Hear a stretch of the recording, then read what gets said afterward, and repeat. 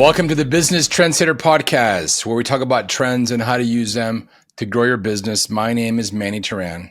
And I'm Adam Hartung. We are Spark Partners. We're here every week to discuss all things trends. We look at what's happening in the market. We discuss value delivery, all kinds of things. And to start off today's podcast, we want to talk about a company that was once the darling of the market. It came out of the gate when they went public with a $6 billion market cap, and as of today is limping along about 2% of that, 150 million market cap. The revenues are down, and there's a lot of things happening with this company, and we believe it's because they didn't really truly understand their value proposition, and that, of course, that company is 23andMe. Now, that whole science is pretty amazing if you think about what it can accomplish. I've never personally done it. I don't know. Have you done that, Adam? Have you spit into that thing? I have not. Yeah, first of all, let's be clear about what the company did, Manny. A lot of people may not know what 23andMe is. Yeah, so 23andMe is a company that you basically spit into a tube, you mail it out to them, and based on the heavy science on the back end, will give you lots of information about what your heritage is, where you're from. They also have a feature that will tell you that you might have a certain diseases you might fall into in the future. Proclivity. And really, there's a whole DNA back end to that. Pretty amazing.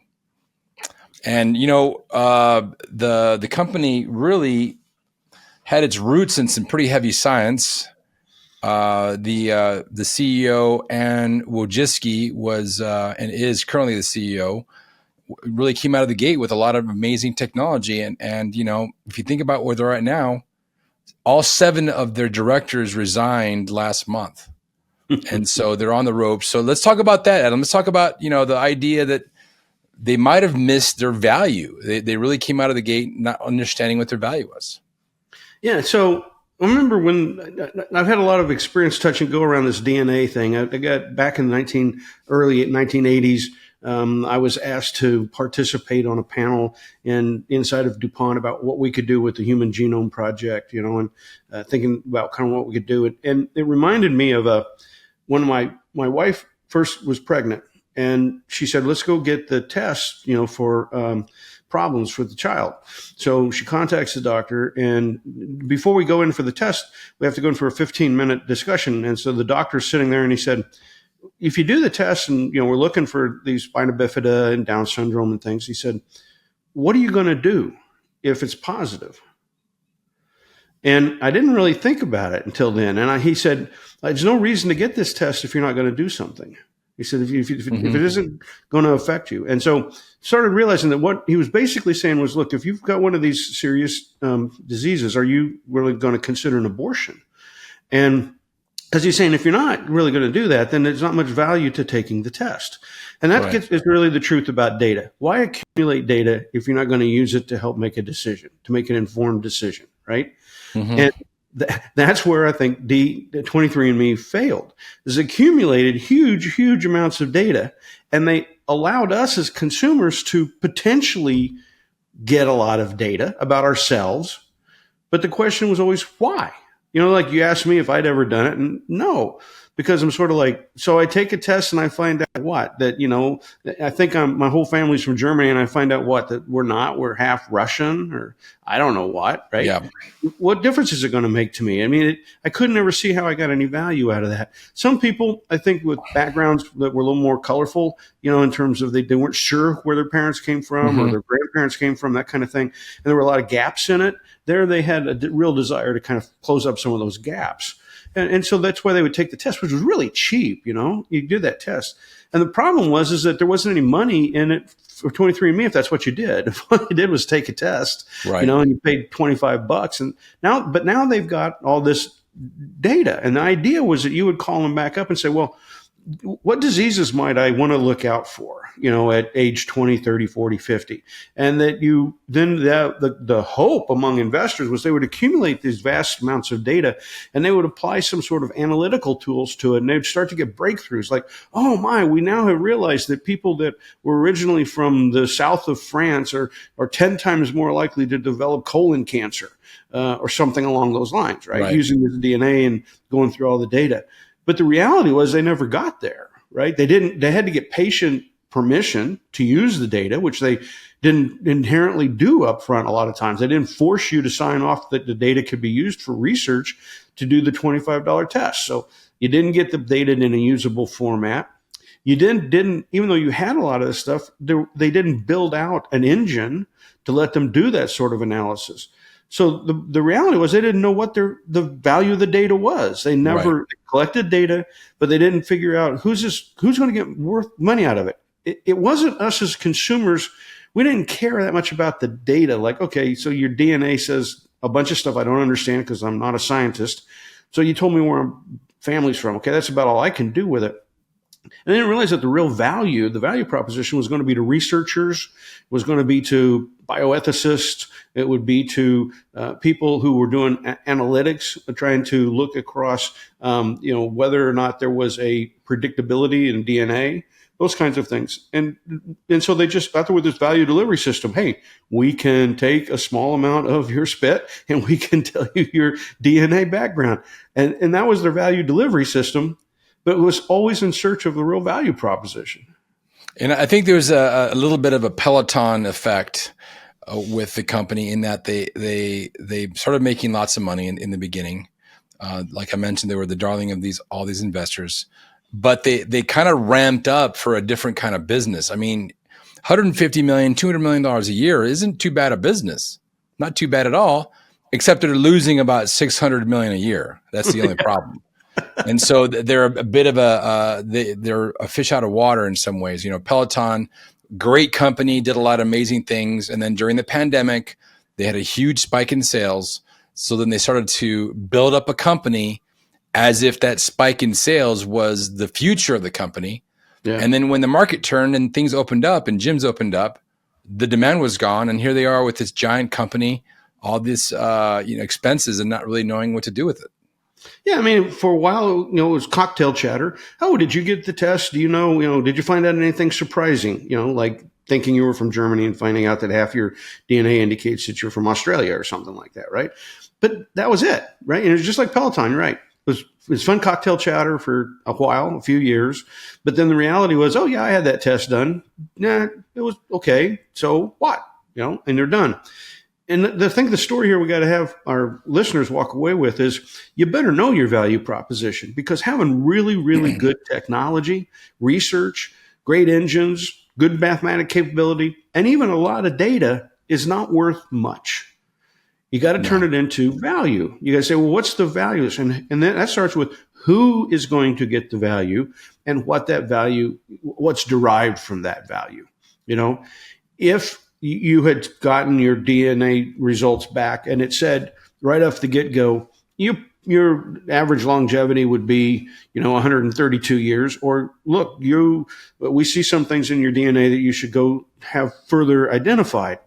And here's what we would look at. And by the way, we can do that for an extra fee. Then you say, oh, maybe I should do this just so I could go in and talk to my own doctor about it, right? Right. But that's where they missed it. They didn't get that value proposition ever nailed down. And investors were so hyped up about the technology, which is pretty cool stuff, that they gave them all that money. And now it's unclear what's going to happen. In fact, they've got this real problem that they've got all this data and they don't know what's going to happen if the company. Exactly. They had a massive breach. I think it was last year about the same time, October of 23. They had somebody break in their system and stole 7 million people's data. And that's about half of their data. So they have about 15 million people in their database. And so not only do they steal it, so now we're thinking, now this company is starting to crumble.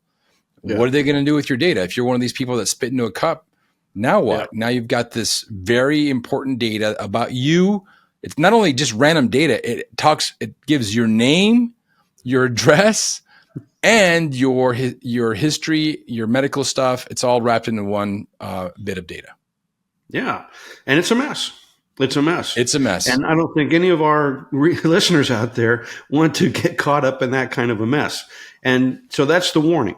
The warning is know what your value proposition is as you go forward. And the second part of that is don't get real excited just because you've got technology. Another story this reminded me of was back in the 1980s when there was it was in the 1990s, early 90s. There was this young man, he came to me, and I was consulting at the time, and he said, we have developed a PC, and the PC is in a box about 4 inches by 4 inches by 4 inches. So it's a little tiny box. It's got all the capabilities of a PC. And he says, I'm going to go raise a bunch of money. And I said, okay. And I said, well, let me ask you a question. Why would I want that? And he says, because look at it. Look how small it is. Look how tiny this PC is. I said, okay. Why? Why would I want that? What's the value of it? It doesn't have a screen. It doesn't have a keyboard. It doesn't have any input or output devices on it at all right now. So I've got to connect it up to something to do input output, or it's just sitting there running along doing some kind of analytics. But I'm trying to say, why would that be better than one that I could put in a rack and cool and run 24 hours a day and never have to worry about it? He says, well, maybe this could be used remotely. I said, maybe? Yeah. You better know. If you're going to ask people for money, you better be saying, this is why somebody would want this particular product. Well, the young man was very, very disappointed in my conversation, and he went away. And a few months later, I found out that he just abandoned the project. Kind of like, he spent a lot of time and his own time and his own money and put a lot of effort into making it. But when he started asking people if they would buy it, if they would use it, he couldn't find anyone that wanted it. So, that's what you got to be careful about. 23andMe did this at a scale that's not seen very often, where they built it and it didn't have much value. And I think that's very easy to fall in that trap. Yeah. And I think that's one of the major issues with technologists, people that fall in love with their technology. And there's nothing wrong with that. What happens, the quote unquote wrong thing, is when you start to build up and get investor money together and start building up a team, hiring people, and you start building this up and there's no real value to what you're doing. I mean, a little tiny cube computer is cute, but if you don't have something to do with it, and people aren't going to buy it, really, what is it worth? And, this actually brings us to an interesting conversation. And so now there's nothing wrong with changing your value in midstream, right? And so I know we talked earlier, Adam, about a European company that did that had a value proposition that was mildly successful. They were doing okay, but then they downshifted. They went in a different direction. They changed their value, and now they're wildly successful. Let's talk about them. Sure. Now, so first of all, for all the listeners out there, the story that I want to talk about is about the MOL Group. That's MOL Group. They're located in Hungary. You can look this story up. I got all of the information of this from the Boston Consulting Group. I'm an alumni, and they have made some. An alumni of BCG has gone to work for them, and he's revealed this story. And so, if you want to learn more, you can contact it through BCG or go by looking up MOL Group. And there's some YouTube videos out there, I think, and other ways you can get information. So this is a secondary information I'm passing along from having reviewed that. What he did was when he came into the company, they defined themselves as an analog oil and gas retailer. Okay, I kind of thought that was funny, analog. But the net of it is, think of Exxon or think of Arco, think of a Shell. You're driving down the street and you see a Shell gas station or you see an Arco gas station. What that is, over here is a company that's drilling holes in the ground. They're bringing oil and gas out. They're refining that oil and gas, and now they're selling it to you at a retail location, right? So Shell, Exxon, Arco, they all doing that same sort of thing. So that's what MOL Group was doing when he got there as in a strategy role. And the first thing he did, they said, well, what are we going to do to have a strategy for the future, and how are we going to go forward? And how could we use artificial intelligence? All the same questions that you and I hear, right? Right. Mm-hmm. How do I do a growth strategy? How do I go forward? The first thing he did was he sat down and he said, what's our value proposition? And he rolled that into the strategy process. And what they ended up doing was come back and said, what we are really is we are a consumer goods retailer in mobility services. Now, that's kind of fancy, but again, it's a Hungarian company. Lord knows what it sounds like in Hungarian. It might be not quite such a tongue twister.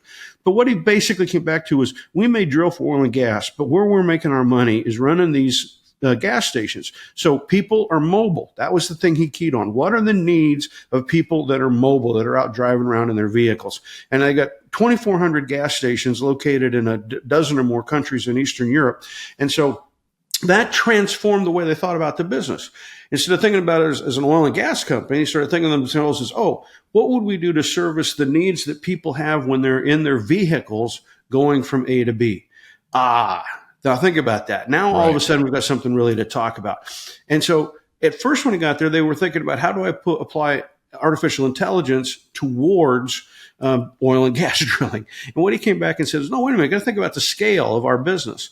Where do we do something, the most of something? And where we do the most of something is transactions in these 2,400 stores. We do 500 million transactions a year. That's where we have high volume. We will do best if we start thinking about what are the needs of those people and how could we better service them through those transactions. So first of all, I got his value proposition stated. And I think that we just beat this horse all the time, you and I, Manny, but it's so important to know your value proposition. And his was, we're going to help people out there on the road. Number two, how would we help people on the road? Let's better understand the transactions and how we could help them get their needs fulfilled at that level of the transaction. The third thing he did was he said we created teams to study on this. Well, this was very similar to what we say to people all the time with our blank space teams, our white space teams, is get a group of people together to say, what could we do about this? And the biggest thing they did was they took the product managers and they added to it data finders.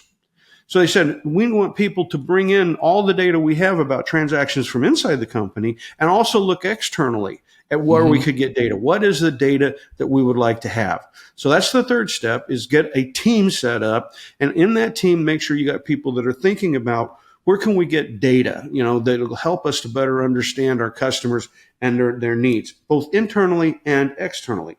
Then the fourth step was, he said, we got together some people that could try to analyze this data. So what we want to do is better understand people's needs through data analytics. Okay, low programming goes into that. But they also started sitting around saying, wait a minute, how would we know customers better? And they realized they needed a loyalty program. We need to know the customer and what the customer is doing. If we could know that every day Manny goes to this same gas station and gets a cup of coffee, we would know Manny, and maybe we'd know his needs better. And we might realize that only once a week he buys a muffin. Well, maybe why doesn't he buy a muffin twice a week? Let's try to figure that out, right? So they really started to take the tools to analyze the customers and added on information about them, try to get that. So you have the macro level, 500 million transactions. How can we be better? And at the micro level, what are Manny's needs and how can I serve Manny better? So that was the fourth step. And then the last step was, now we're finally going to start talking about artificial intelligence. And I liked his term. He said, we're going to become customer intelligent. So customer intelligence, I think, is a great little term. What do I know about our customers? And so that we can start to predict and forecast what Manny's going to do and what the implications are. And at this time, across those 2,400 stores, they actually have a tool that forecasts the demand for hot dogs every hour in every store. And somebody might sit back and say, that just sounds ridiculous. Why would I use AI for that? Well, think how many hot dogs they sell. And if you don't have a hot dog when Manny walks in the door, you're not going to stand around waiting to cook you another hot dog. You're going to be like, oh, there's no hot dogs, I'm out the door. On the other hand, if they cook too many hot dogs, and every 30 or 45 minutes, they're throwing some hot dogs away. Right. So they're using the data to improve the efficiency of the store. That's a macro application. At the same time, they're trying to make sure that the needs of Manny are met. And he said the way we measure it is by maximizing sales. And I think, good point here, you're using AI to drive revenue, not just cut costs. Yeah. Most people coming at it today like, how do I improve the efficiency of a service or a process? How do I cut costs?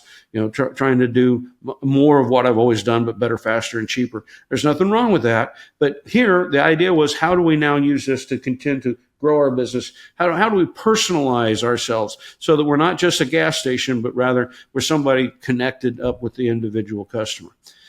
And so I thought this was such a great story. I'd never met this guy in my life. I don't know if he's ever read anything that I wrote, but the reality of how he did it is so powerful that I hope our listeners can grab hold of that. Know your value proposition. Make sure that you start to focus on the place where you have some scale. What's the thing you do the most of? That's the thing you want to improve. Tie that to the customer. Get the data inside and outside. We talk about that all the time. Accumulate the data, understand the trends, and then apply that to try to understand the customer's needs even better and fulfill them. That is a great 5-step approach to implementing artificial intelligence. No, it's a remarkable story. So in looking at the top 10 gas station brands in the U.S., you've got Shell number 1, Exxon, BP, Chevron. Those are all basically oil drillers, right? Yeah. And you've got Circle K, Citgo, Speedway, Phillips 76, and Conoco. Only 2 of those are not oil diggers. Everybody else is an oil digger. So if we reframe this and you think about it, the business, and if you look at the economics of a gas station, they're terrible, right? You're selling gas, you're buying gas for $2.80 and you're selling it for $3. Yeah. Right. But you make all your money selling hot dogs and Coke inside. Yeah. So in a matter of speaking, ExxonMobil makes more money selling hot dogs and Coke likely than they do selling gas at the pump. I'm not talking about the retail or the wholesale side with the petrochemicals and everything else. I'm just talking about at least the gas stations. Yeah. So that's a great way to reframe the value and the value delivery. So all of this starts, artificial intelligence and the use of artificial intelligence starts with your strategy. And your strategy is built to fulfill your value proposition. He wanted to help people that were driving from A to B have a better experience. What do they need? And when they stop into one of these gas stations, and by focusing on that, and as the issue that he wanted to grow by better meeting their needs, he fairly quickly got to an application for artificial intelligence, which is proved out to be very, very successful for them. So at that simplistic level, that's how we all should be approaching the problem, right? You start with the customers, their needs. How are we going to fulfill those needs? And then go use the tools around you to fulfill those needs. What do people really want to know? And then you'll be able to be very successful if you do that. And that's having a good strategy. It'll let you be better at forecasting, trend casting, scenario planning. You want to launch a new product. Now, all of a sudden you can say, oh, look, what do we know about the customer group? And now we can project what the future scenario will look like. Oh, this looks like a good opportunity for us to develop, right? And then you know how to build the plan to get it done. So, but none of that works. The planning doesn't work. Nothing works if you don't know your value proposition first. Yeah. And so many people get their value and value delivery confused all the time.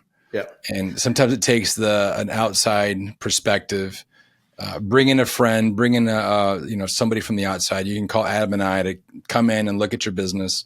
A real estate business, you can say they're all about selling and buying houses, right? That's the value delivery. But a real estate company is all about making families happy, or, giving people peace of mind, in whatever it might be, pride of ownership, whatever, so these are things we can talk about. And Adam, I know you had another thought about another European company. So let's downshift to that one. So again, wind back the clock 40 years ago, and we were all excited about the Human Genome Project and what we get out of it, and that's what birthed 23andMe, okay? And it could have been very, very successful, but they didn't do it right. Well, now where are we? Now the hot thing is artificial intelligence, right? And what's going on in artificial intelligence? And we just described how MOL Group is going about applying it to their business.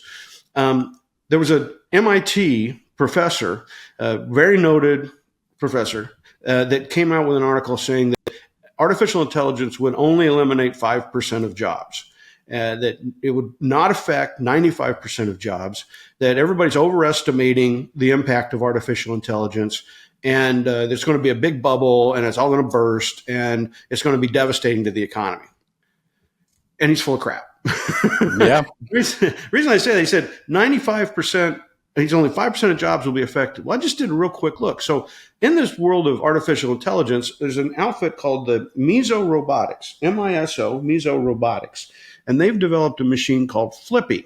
And what it does is it's a machine where on one end of the machine you put your ingredients like frozen chicken pieces or tater tots or whatever you want to fry. Anything you want to fry, you put into one end of the machine in a chiller. Then it automatically, when you put in an order, it drops down the product into a basket, and this robot picks up the basket. It has fryers, drops it into the appropriate space. It's timed, taken out of that appropriate space, and then put into the container to give to the customer. So it's a solution in fast food. And that robotic couldn't be driven without artificial intelligence. It has to be smart enough to know how to do all these things that a fry cook used to know. Just did a quick look. 15.5 million people are employed in fast food in the United States. 15.5 people. And according to the U.S. Department of Labor, that is 10% of the total workforce. This company that developed Flippy, this is not a joke. They have already delivered 3 million baskets of food in fast food outlets that are using this product. And they're now at generation 2 on the product in terms of moving forward. And if you think about it, vending machines, what are they? They're a robotic application of what would have been a store clerk, right? Self-serve gasoline. There was a time when I was a boy, there was no such thing as self-serve. There was a guy who came and put gasoline in your car, right?